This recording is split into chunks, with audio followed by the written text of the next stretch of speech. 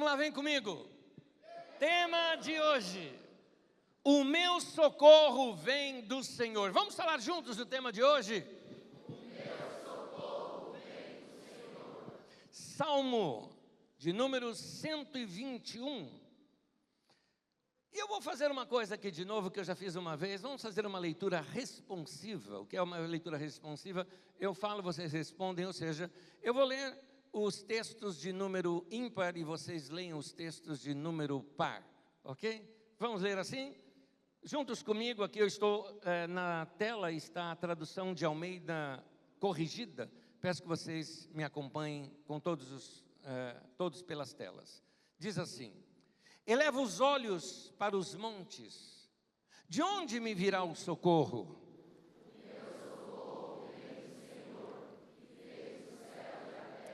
Ele não deixará vacilar o teu pé. Aquele que te guarda não tosquenejará.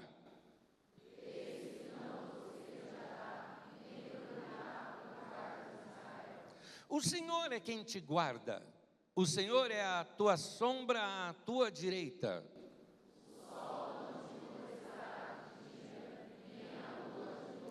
O Senhor te guardará de todo mal. Ele guardará a tua alma. O Senhor guardará a tua entrada e a tua saída, desde agora e para sempre. Amém.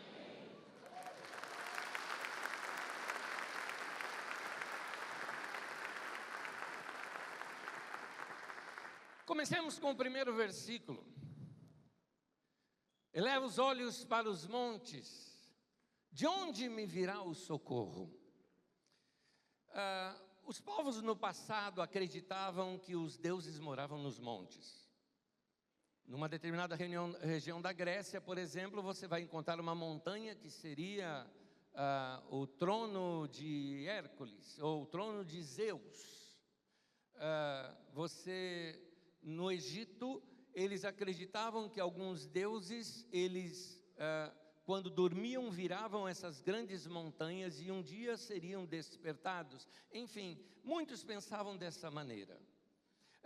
Na região onde se trata esses textos bíblicos, aquela região antigamente chamada de Canaã, naquela região eles acreditavam que os deuses moravam nas montanhas, tinham ali os seus lugares. Por isso, quando o salmista está falando, eu elevo os olhos para os montes, de onde vai me vir o socorro? Ele está dizendo, esses deuses das montanhas não podem fazer nada. Eles não existem. São cultuados, mas não respondem. E ele diz, o meu socorro vem do Senhor, que é o versículo 2. O meu socorro vem do Senhor, que fez o céu e a terra. Ou seja, eu não estou cultuando o Deus da montanha, que mora na montanha. Eu estou cultuando o Deus que fez a montanha. É isso que o salmista está dizendo. Mas figuradamente esse texto também pode mostrar algo aqui para nós.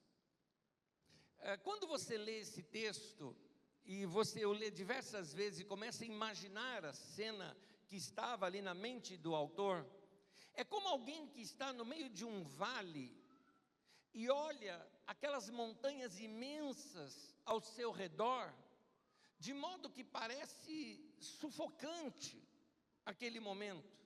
Não tem outra saída por causa daquelas montanhas que são assim intransponíveis. Isso para nós, de forma figurada, se refere àqueles problemas que enfrentamos quando estamos no meio de um vale. Nós olhamos ao nosso redor e os problemas são tão grandes. Aquele agigantamento dos problemas, eles nos apequenam. Nos sentimos sem força, nos sentimos sem capacidade de como enfrentá-los.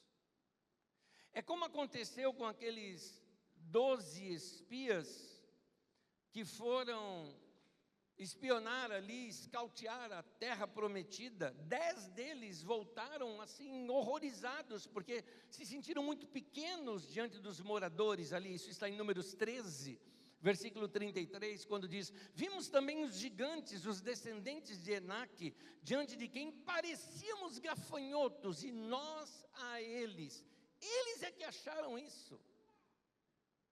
Nesses momentos terríveis, quando eles abalam a nossa alma, acaba tirando de nós a condição de julgamento. Nós não temos um julgamento sóbrio da situação. Por exemplo, gigantes. Não existiam gigantes. Não tem nenhuma prova arqueológica de que existiam tais gigantes. Eram só homens altos. Mas o medo fez com que a pessoa, que ao ver alguém que tinha alguns centímetros a mais, já fossem grandes gigantes. Mas isso acontece conosco também. Quando enfrentamos determinadas situações e o medo nos aplaca na alma, o que acontece é que nós distorcemos a nossa visão. Tudo fica muito grande e nos vemos como insetos, como gafanhotos, diante da situação. Talvez você esteja nessa situação como o salmista narra aqui, se sentindo cercado por montanhas tão altas, que te sufocam, te angustiam, porque você não consegue ver saída para o que você vai fazer. É aquela sensação de aprisionamento, seja na área moral, algum problema nesta área, seja na área emocional, seja psicológico, seja comportamental, talvez um problema econômico tão grande que você não vê saída, ou até situações profissionais, quando você já se vê numa situação em que acha que não, devido à sua idade, devido ao momento que você vive, você já não consegue mais transpor aquela montanha que se aparece ali diante de você. Tem muita gente aqui hoje nessa situação. Outras pessoas já se acostumaram e desistiram da vida e ficam empurrando com a barriga, dizendo: não tem mais jeito, é só a montanha do meu lado, eu vou seguindo aí, deixa a vida me levar, a vida leva eu. Vamos ver no que é que dá e um dia eu vou para o céu. E o problema é que algumas pessoas começam a buscar saídas das mais imaginativas possíveis. Isso porque nós hoje somos filhos da tecnologia e por causa do nosso lidar com a tecnologia, nós queremos trazer para as nossas vidas algumas coisas que é do mundo da tecnologia, mas não do mundo dos humanos. Exemplo, quando as coisas começam a enroscar nos seus aparelhos, o que é que você faz? Você dá um reboot nele, você reinicia aquele sistema e parece que ele fica leve, ele volta ao seu normal. Mas não existe este botão na sua vida. Não tem isso. E é aqui que o salmista corre para o lado certo. O salmista, ele corre para a solução certeira, para a pessoa exata. Ele percebe, só tem uma solução. Versículo 2: o meu socorro vem do Senhor que fez os céus e a terra. Irmão, irmã querida, me permita essa expressão, por favor. Deus sabe a atitude do meu coração, não é nenhuma atitude desrespeitosa com relação ao nosso Deus, mas me permita falar dessa maneira. Meu irmão e minha irmã querida, para que serve ter um Deus como o nosso? Para que serve? Só para ser um objeto teológico de decoração? Só para ser um símbolo forte de uma religião, porque todo mundo tem, eu também preciso ter? Para que serve? Quando a gente precisa, ele vem ou não vem? Quando a gente precisa, ele intervém ou não intervém? E eu já te respondo, sim.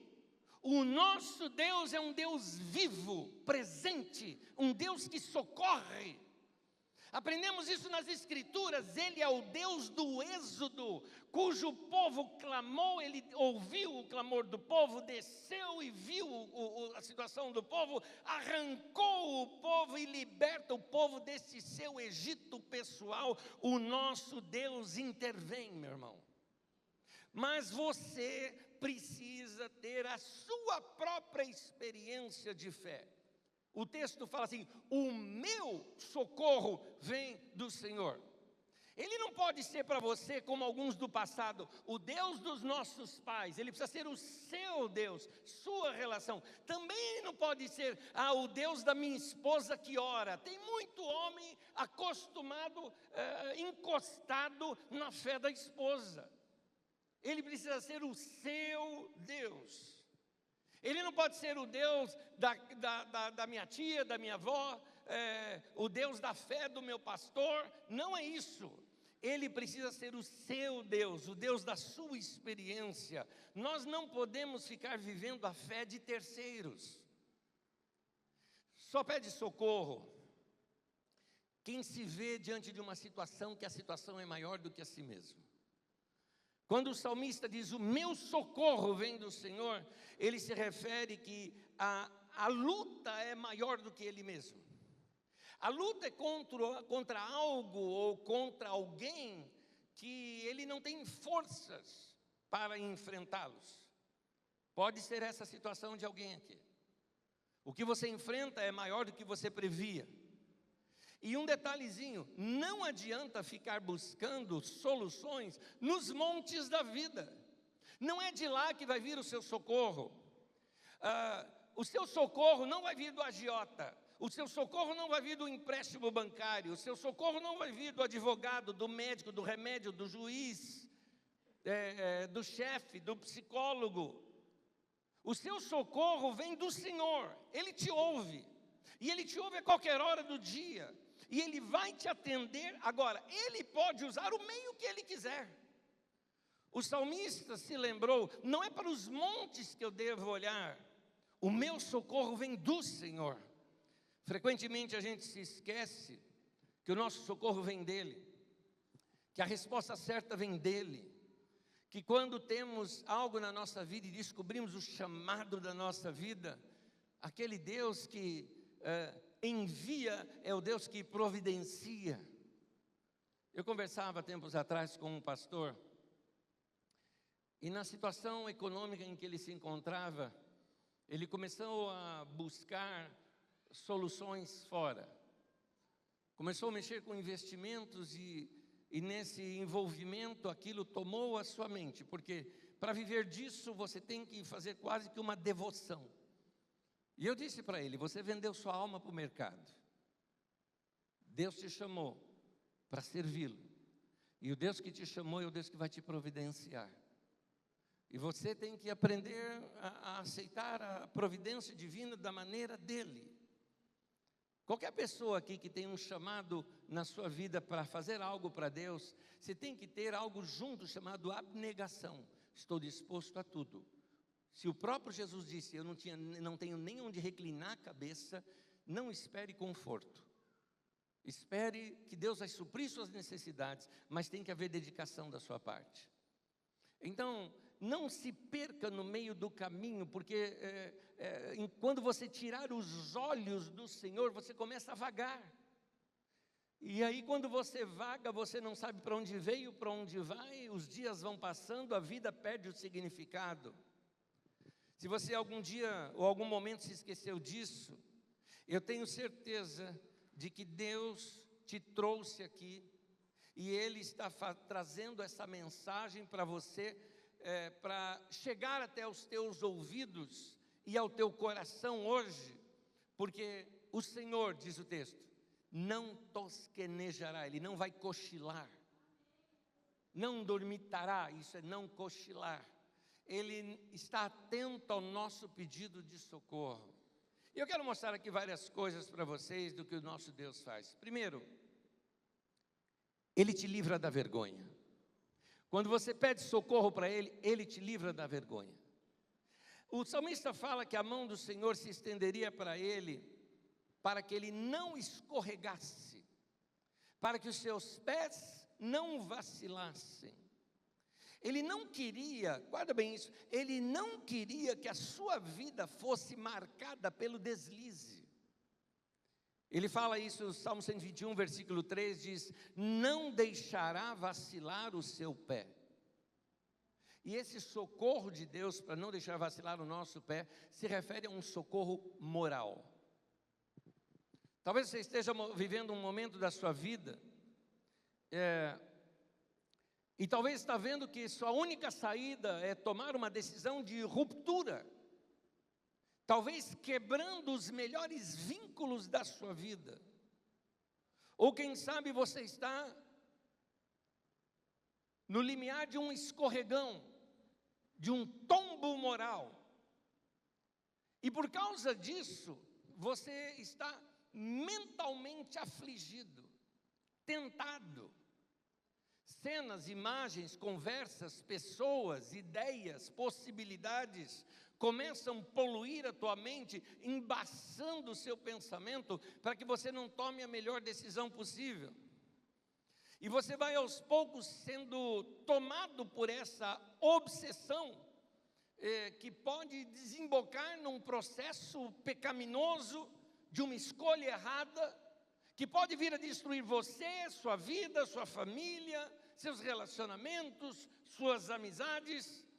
Mas eu quero te dizer uma coisa: o nosso Deus é um socorro para esta pessoa que está fraca. Ele é o livramento para aquele que está à beira da queda.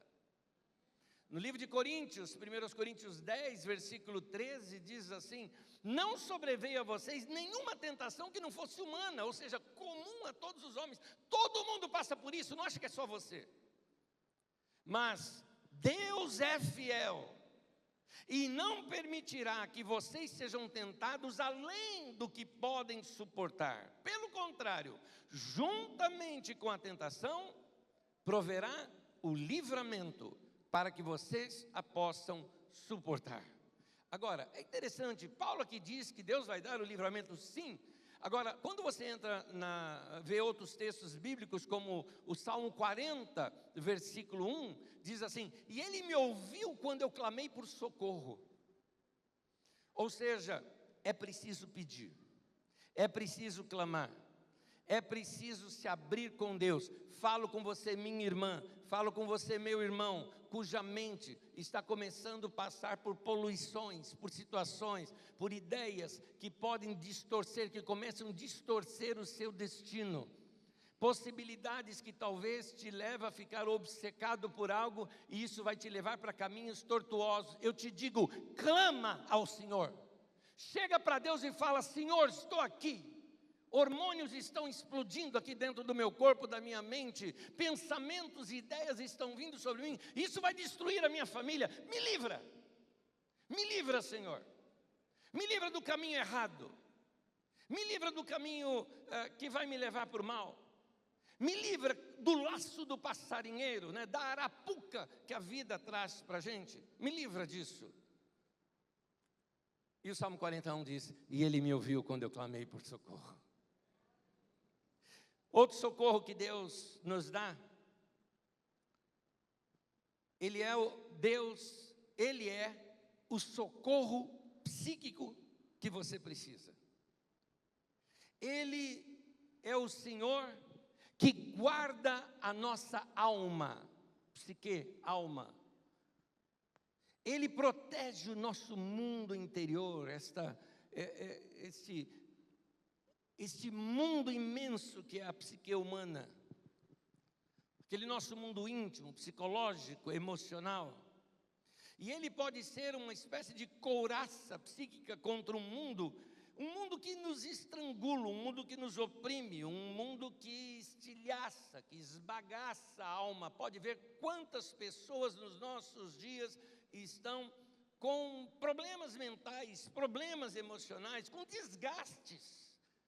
É muita informação o dia inteiro, você termina o dia cansado.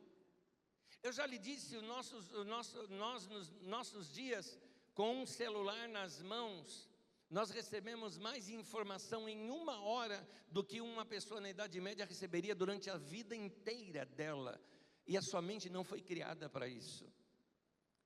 As informações que você tem, sem contar aquelas que para você já se embarcou. Você dirige, por exemplo, você tem que estar atento no trocar de marchas ou não, ou nos pedais, ou no volante, nas pessoas, dirigir pelos outros, no semáforo, nas placas, no celular que te orienta onde você tem que virar ou não. Você não percebe, mas são informações e mais informações. Você se cansa hoje em dia só de pedir um café. Antigamente falava: eu quero um café, tá bom, estava lá, você tomava, tá bom. Hoje em dia, eu quero um café, você gosta forte ou fraco? Forte. Açúcar ou adoçante? Tá, Adoçante, ou sem nada, né? Tá bom, obrigado. Você quer curto, médio ou longo? Tá, pega um longo. Mas agora você quer intensidade 12, intensidade 10, intensidade 6, qual que você quer? Gente, é muita informação. Tá, qualquer um, mas eu quero com adoçante. Você quer adoçante o quê? Sucarina, você quer aspartame, você quer... Gente, é muita decisão que a gente vai tomando, a gente não percebe, mas a gente vai ficando cansado. E quando a gente está cansado, o que a gente faz? Não quer mais falar. E é uma das principais veias de relacionamento nosso com quem a gente ama é conversar. Os casais vão sofrendo, pais e filhos vão sofrendo, porque não se conversam mais. O mundo nos adoece. Salmo 121, versículo 7. Ele guardará a tua alma. Amém. O Senhor, Ele quer ser um escudo para a nossa alma. O Senhor quer ser aquele escudo nos protegendo de palavras que nos ferem, das amarguras que muitas vezes vêm, se infiltram em nós e começam até distorcer os nossos pensamentos. Ele quer nos livrar daquelas angústias que nos sobrevêm pelas traições que passamos ao longo da vida, ou dos dias, ou das calúnias que sofremos, muitas vezes por comentários de amigos ou no trabalho. Ele quer proteger a nossa alma das angústias que nos sobrevêm pelas decepções que passamos com pessoas, e isso azeda a nossa alma. Ficamos tão decepcionados com alguém que aquilo nos azeda. Conversava com um irmão querido essa semana aqui da nossa comunidade, ele disse: Anésio, eu precisei fechar as minhas redes sociais, porque eu estava ficando doente na minha alma, para a minha própria saúde mental, porque eu gosto muito de política, e política só dá briga hoje em dia, e ele falou, aquilo estava adoecendo a minha alma, eu precisei cortar. Eu falei, você está salvando a sua alma, fazendo isso. Quando isso estiver acontecendo com você, meu irmão, corra para o Senhor. O seu socorro, como eu já disse, não vai vir do remédio para dormir. O seu socorro não vem do psicólogo. O seu socorro não vem desses montes. O seu socorro vem do Senhor que fez os céus e a terra. Salmo 127, versículo 1 diz assim: se o Senhor não edificar a casa, em vão trabalham os que edificam. Se o Senhor não guardar a cidade, em vão vigia a sentinela. Em outras palavras, se o Senhor não curar você, é em vão tomar remédio. Se o Senhor não é aquele que está cuidando da sua mente, é em vão que você está indo ao psicólogo. Se o Senhor não está cuidando do seu caso, é em vão que você está indo no advogado. Eu não estou falando mal dessas coisas podem ser os canais de Deus, e eu acredito que são canais de Deus para nos abençoar. Remédios é uma bênção, os médicos são uma bênção, psicólogos são uma bênção, advogados são uma bênção, sono é uma bênção, terapia é muito bom, meditação é excelente, exercícios é muito bom, são todos meios que Deus pode usar para fortalecer você, mas você precisa entender que o seu socorro vem do Senhor. Não tira os seus olhos dele, não tira os seus olhos dele, é dele que vem o seu socorro. Mais uma coisa, ele é o socorro bem presente no nosso dia a dia, no nosso cotidiano. É o Deus que é presente nos nossos relacionamentos, no dia a dia, no ir e vir, na ida para o trabalho, na ida para a faculdade, ou na volta da faculdade, ou para levar as crianças para a escola, ou para buscar as pessoas, para sair para um jantar, para comer, para comprar, para vender, para um shopping. É o Deus que é presente e se envolve com a nossa vida. Ele não é um Deus distante, que está lá longe, que a gente tem que ficar gritando o seu nome. Não, esse é Baal no Antigo Testamento. O nosso Deus é presente. Salmo 121, versículo 8 diz assim: o Senhor guardará a tua entrada e a tua saída. Ele vai guardar você. É o Deus da manhã cedo, quando nós acordamos e saímos para o trabalho, mas também Ele é o Deus da noite, quando nós andamos pelas ruas escuras. E no vai e vem da vida, esse é o Deus presente. É o Deus da tua entrada e da tua saída.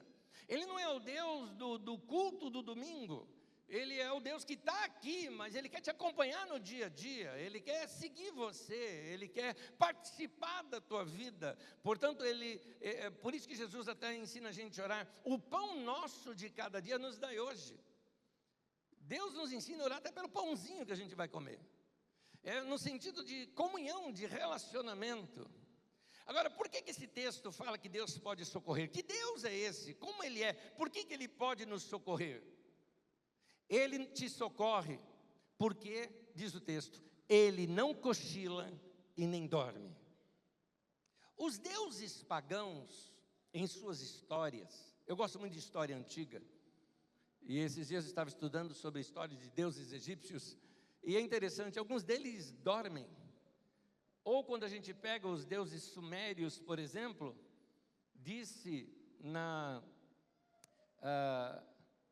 naqueles contos sumérios muito antigos com relação ao dilúvio, que os deuses queriam dormir e os humanos se multiplicaram muito aqui na terra e faziam muito barulho. Isso incomodou os deuses, então eles mandaram destruir a terra por causa disso, né? Nos mitos antigos de Atrahasis e alguns outros, você que estuda sabe do que eu estou falando. E os deuses eram assim, mas os deuses pagãos dormem, viajam, nos abandonam, mas não nosso Deus. Salmo 121, versículo 4 diz assim: eis que não tosquenejará, nem dormirá o guarda de Israel. Aleluia. Só crente antigos conhece essa palavra, tosquenejará.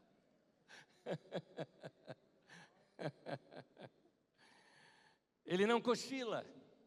Foi o que Elias quis mostrar para os sacerdotes de Baal, que estava clamando por uma intervenção de Baal, e Baal não estava atendendo. Lê o texto comigo em 1 Reis 18, de 26 em diante. O texto diz assim: então os sacerdotes de Baal pegaram o novilho que lhes foi dado e o prepararam, e clamaram pelo nome de Baal desde a manhã até o meio-dia. Ó Baal, responde-nos, gritavam, e dançavam em volta do altar que haviam feito. Mas não houve nenhuma resposta, ninguém respondeu. Ao meio-dia, Elias começou a zombar deles. Gritem mais alto, dizia. Já que ele é um Deus, quem sabe está meditando, ou ocupado, ou viajando. Talvez esteja dormindo e precise ser despertado. Então passaram a gritar ainda mais alto e a ferir-se com espadas e lanças, de acordo com o costume deles, até sangrarem. Passou o meio-dia. E eles continuaram profetizando em transe até a hora do sacrifício da tarde, mas não houve resposta alguma. Ninguém respondeu, ninguém deu atenção. Esses são os deuses das montanhas. Esses são os deuses das montanhas daquele tempo. Tudo aquilo que nós substituímos o nosso Deus se torna um Deus para nós. Muitos de vocês estão procurando nos deuses das montanhas as suas soluções para os seus problemas, quando o texto está dizendo: foca no Senhor, pede o socorro para o Senhor. Ele vai te orientar por que caminho que você vai tomar. Porque você está num vale, você só está vendo montanhas, mas o Deus que criou os céus, a terra e as montanhas, está lá de cima, Ele está vendo tudo, Ele sabe o caminho que você tem que trilhar, Ele vai ser o seu GPS, Ele vai te ensinar como sair disso. Outra coisa desse Deus que nos socorre, por que Ele tem poder para nos socorrer? Ele te socorre porque Ele é a tua sombra. Ele está sempre próximo. O salmista encontrou essa figura de linguagem como a sombra, está ali do nosso lado, para onde você vai, ela vai. Ele vai junto. Salmo 121, versículo 5 diz: o Senhor é quem te guarda, o Senhor é a tua sombra à tua direita. O sol não te molestará de dia, nem a lua de noite. Note aqui, Ele não é somente a sombra que anda conosco, mas uma sombra também como aquela do deserto, que nos protege do sol, sendo sombra para nós. O que o texto está dizendo é que o Deus que criou o sol e lua pode dar ordens ao sol e à lua, porque Ele os criou, é Ele quem pode socorrer você. Ou seja, Ele é o Deus do seu cotidiano, do entrar e sair do dia a dia, mas também Ele é o Deus daquilo que está acima do nosso controle, acima do cotidiano, como é o sol e a lua. É o Deus Todo-Poderoso, é o que o texto está dizendo. Quando é que esse Deus pode nos socorrer? Ele me socorre quando eu coloco os olhos na direção certa. O salmista nos alerta disso. Não é para nós olharmos para os montes, é para olhar para o Senhor. Também não é para ficar olhando para as desgraças, ou só ficar olhando para quem te fez mal. Quando você só olha para quem te fez mal, isso só vai prolongar o sofrimento.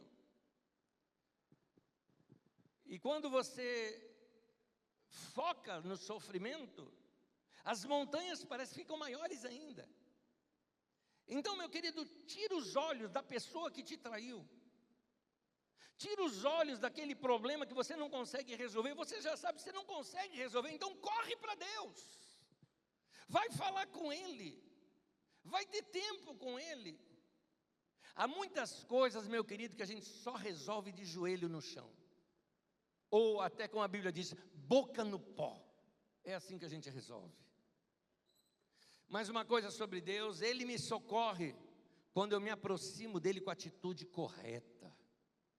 E essa atitude correta é crer.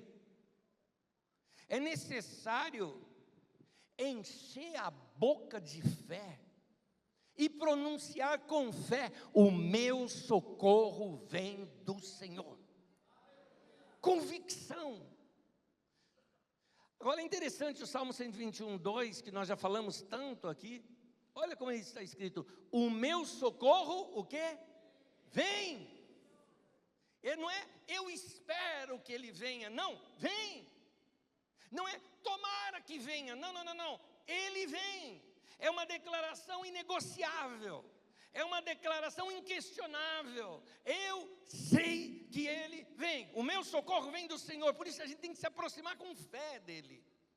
No livro de Hebreus capítulo 11, versículo 6, diz assim: sem fé é impossível agradar a Deus, pois quem dEle se aproxima precisa crer que Ele existe e que recompensa aqueles que o buscam. Nota que ele fala duas coisas aqui.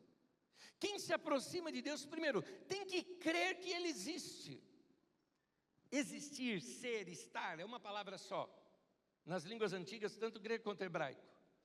Portanto, crer que Ele é, crer que Ele está. Deus está aqui. Deus existe. Não é uma invenção da minha avó. Deus existe. Não é coisa da minha religião, eu sei que Ele existe. Como a Bíblia mesmo diz, eu sei que o meu Redentor vive. Esse saber interior faz com que quando a gente se aproxima dEle, a gente se aproxima, como diz, com toda a confiança diante do trono da graça de Deus. Mas não somente crer que Ele existe, tem mais.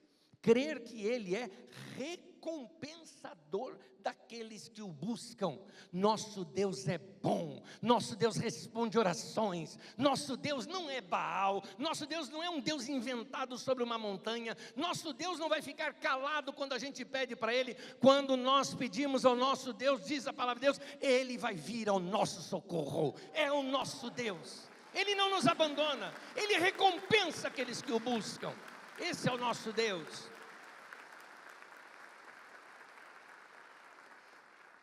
Mais uma, Ele me socorre quando eu espero no tempo certo.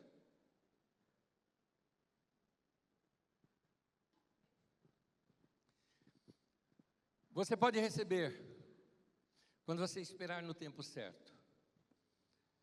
Mas eu quero te mostrar esse tempo. No Salmo 121, versículo 8, lá no final, termina dizendo assim: o Senhor guardará a tua entrada e a tua saída, desde agora e para sempre. Ele não é só o Deus do para sempre. Ele também é o Deus de agora. Não é o Deus que um dia vai te atender. Ele é presente. É o Deus do agora. Ele é desde agora e para sempre. Começa aqui.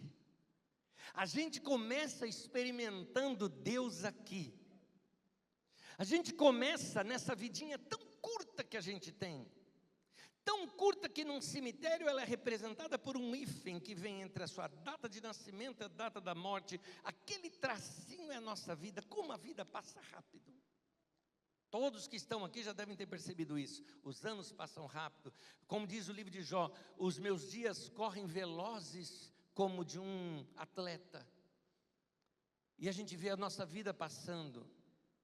Mas eu não quero passar essa vida em branco. Eu sei que eu vou para o céu um dia, mas eu quero experimentar o meu Deus aqui. Eu quero experimentar a cura dele aqui. Eu quero experimentar experiências com ele aqui. Eu quero experimentar a presença dele no meu coração aqui. Eu quero andar com ele aqui. Eu quero ver respostas das minhas orações aqui. Mas uma coisa é importante. O Deus que me leva a águas tranquilas, o Deus que refrigera a minha alma, estou citando o Salmo 23 para você, o Deus que diz que vai preparar uma mesa para mim na presença dos meus inimigos, é o Deus que não afasta os inimigos de mim, Ele deixa perto, para eles verem que Ele está me abençoando. Esse é o meu Deus. Este mesmo Deus, ali no Salmo diz que certamente que a sua bondade e a sua misericórdia me seguirão, me acompanharão, virão atrás de mim todos os dias da minha vida, mas eu também vou habitar na presença do Senhor, na casa do Senhor, por longos dias. Ele é o Deus de hoje e Ele é o Deus de sempre. É o Deus que vai guardar a tua entrada e a tua saída, desde agora e para sempre. É o Deus que nós vamos experimentá-lo para sempre, por toda a eternidade. O momento de fé é aqui e agora, começa já, é desde agora, é desde hoje, mas desde esse momento ele se torna também para sempre. Um dia estaremos para sempre com ele, e aí, sem dor, sem problemas, sem nada disso, é novos céus, é nova terra, é a nossa vida eterna com o nosso Deus. Amém. Ao nosso Deus, a Ele, a Ele.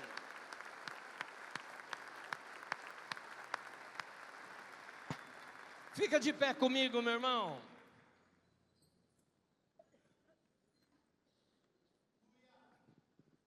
E nós vamos terminar lendo novamente esse salmo. Porque agora os nossos olhos foram abertos e entendemos o que está por trás do texto. Vamos ler juntos esses salmos? Vamos falar juntos? Vamos ler e orar. Nós estamos lendo e orando. Nós estamos lendo e profetizando. Estamos lendo e declarando. Nós estamos com a palavra viva de Deus aqui agora diante de nós. Vamos falar juntos, todos nós juntos. Elevo os meus olhos para os montes, de onde me virá o socorro? O meu socorro vem do Senhor, que fez os céus e a terra. Não deixará vacilar o teu pé. Aquele que te guarda não tosquenejará. Eis que não tosquenejará, nem dormirá o guarda de Israel. O Senhor é quem te guarda. O Senhor é a tua sombra à tua direita. O sol não te molestará de dia, nem a lua de noite. O Senhor te guardará de todo o mal. Ele guardará a tua alma. O Senhor guardará a tua entrada e a tua saída, desde agora e para sempre. Amém.